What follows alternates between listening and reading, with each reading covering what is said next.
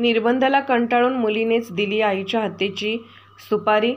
बाहेर फिरण्यास आणि मोबाईल वापरावर निर्बंध टाकत असल्याने मुलीनेच आपल्या मानलेल्या भावाला सुपारी देत हत्या केल्याची धक्कादायक घटना पनवेलमध्ये घडली आहे। प्रिया नाईक असे मृत महिलेचे नाव असून त्याची गळा आवळून हत्या करण्यात आली आहे। प्रिया यांची मुलगी प्रणिता ही विवाहित असून मागील 2 वर्षापासून पतीसोबत पटत नसल्याने ती आईकडेच राहत होती। यावेळी बाहेर फिरण्यावर आणि मोबाईल वापरावर आईने निर्बंध आणल्याने यातून सुटका मिळवण्यासाठी तिने आपल्या मानलेला भाऊ विवेक पाटील याला 10 लाख रुपयांची सुपारी दिली होती। विवेकने आपला मित्र निशांतच्या मदतीने प्रिया यांची हत्या केली। या प्रकरणी पनवेल शहर पोलीस ठाण्यात अज्ञात इसमाविरोधात हत्येचा गुन्हा दाखल करण्यात आला होता। पोलीस तपासात विवेक आणि निशांतला ताब्यात घेतले असता ही धक्कादायक माहिती समोर आली आहे। या प्रकरणी मुलगी प्रणिता, विवेक पाटील आणि निशांत पांडे या तिघांना पनवेल शहर पोलिसांनी अटक केली असून अधिक तपास करण्यात येत आहे। पनवेलमधील एका मुलीने स्वतःच्या आईचा खून केलेला आहे, काय नक्की प्रकार आहे?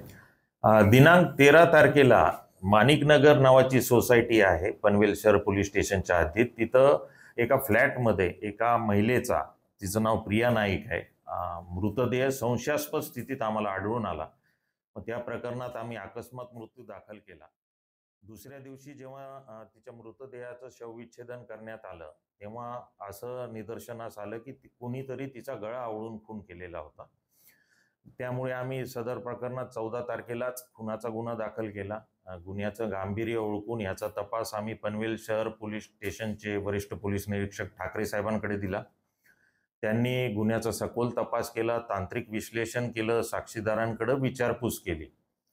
त्यावरून असं निष्पन्न झालं की ही जी महिला आहे, तिची मुलगी प्रणाली नाईक, हिने तिचे जे साथीदार आहे 2 विवेक पाटील आणि विशाल पांडे यांच्यासह आईच्या खुनाचा कट रचला आणि त्या कट रचल्यावरून 13 तारखेला हा विवेक पाटील, विशाल पांडे हे मैताच्या घरी गेले आणि त्यांनी तिच्याच ओढणीने गळा आवळून खून केला।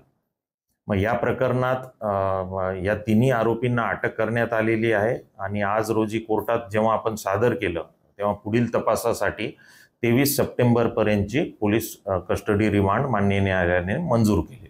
सर, मोटिव्ह काय नेमका खून करण्याचा? आतापर्यंत झालेल्या तपासात असं दिसून येतं की ही जी प्रणाली नाईक नावाची आरोपी आहे, तिच्या आईसोबत वाद व्हायचे। तिची एका तरुणासोबत मैत्री होती, हे पण कारण होतं। त्यानंतर तिची अशी इच्छा होती की घरातला सगळा व्यवहार कारभार तिच्याकडे यावा आणि त्यामुळंच तिनं हे कट रचलाय असं प्रथमदर्शनी दिसून येतं। तरी पण आता पोलीस कस्टडी रिमांडमध्ये आणखी काही उद्देश होता का याबाबत आम्ही सखोल तपास करणार आहोत। सर, प्रत्यक्ष सहभाग काही होता का यामध्ये?